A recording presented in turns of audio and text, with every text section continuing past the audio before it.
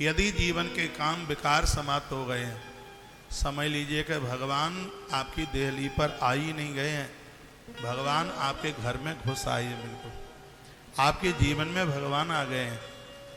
भजन ईश्वर को समर्पित हो रहा है कि नहीं, इसी प्रकार से इसका अनुभव किया जा सकता है। संसार में काम बेकार खत्म हो गए।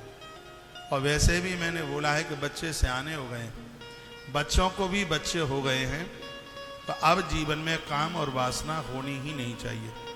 पति और पत्नी दोनों इतने दूर रहें, जिस प्रकार से कुछ ऐसे पंछी हैं जिनकी चर्चा मैंने रामायण में भी करी है।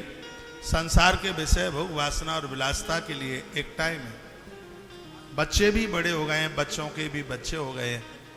अब पति और पत्नी दोनों मिलकर के भगवान के भगवान का भजन कीजिए।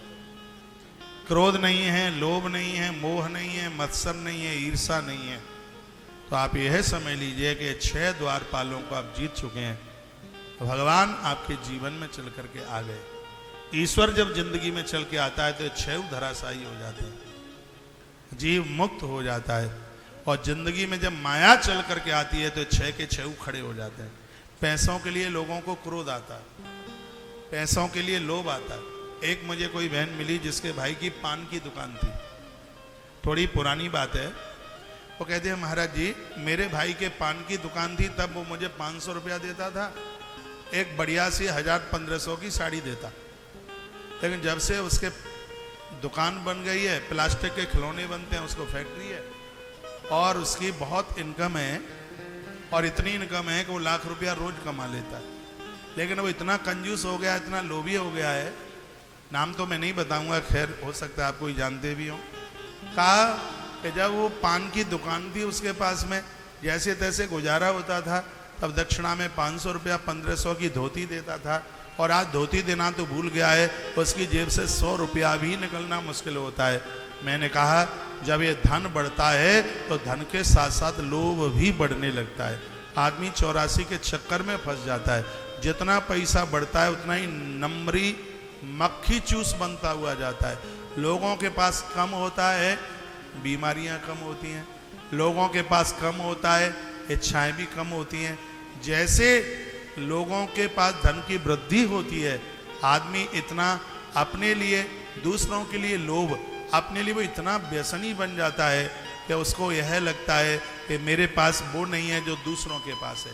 ये उसके पास में लोभ बढ़ता है, क्रोध बढ़ता है। क्रोध इसलिए बढ़ता है क्योंकि वो बड़ा आदमी बन गया है, लोग उसका आदर नहीं करते हैं तो क्रोध करता है, लोग उसको प्रणाम नहीं करते हैं तो वो क्रोध करता है, लोग उसके बगल में आकर के उसकी हाँ में हाँ नहीं डालते हैं तो आकर के उसको क्रोध बढ़ता है। जब पैसा बढ़ता है तो 6 दोष चल करके आ ही जाते हैं। ये 6 दोष आवे तो समझ लो कि आप भी अब धनवान हो गए, आप भी पैसे वाले हो गए। पैसा बढ़ता है, संपदा बढ़ती है, तो ये चीजें संग नहीं छोड़ती। पैसा बढ़े और ये चीजें आपको छू ना पावे, उसी को नंद कहते हैं, उसी को माता यशोदा के नाम से जानते हैं। कितना भी धन बढ़े, लोभ को पास मत आने दीजिए, क्रोध को पास मत आने दीजिए, मुस्कुराते रहिए, प्रसन्न बने रहिए। जैसे अभी आप हंस रहे हैं, ऐसे 365 दिन हंसते ही रहें तो फिर तो बात ही क्या है।